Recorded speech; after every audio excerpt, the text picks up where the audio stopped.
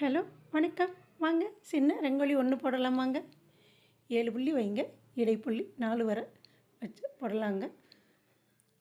சுதந்திர தின குழந்தாங்க.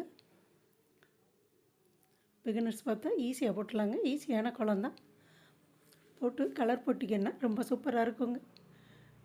வாங்க இப்போ கோலம் எப்படி போடுறதுன்னு பார்த்து போடலாமா. நம்ம கிராமிய சமையல் சேனலை இதுவரை சப்ஸ்கிரைப் பண்ணாமல் இருந்தீங்கன்னா சப்ஸ்கிரைப் பண்ணிடுங்க. நன்றி, வணக்கம். வாங்க இப்போ கோலம் எப்படி போடுறதுன்னு பார்த்து போட்டு கலர் போட்டு கோலம் எப்படி இருக்குன்னு பார்க்கலாமா.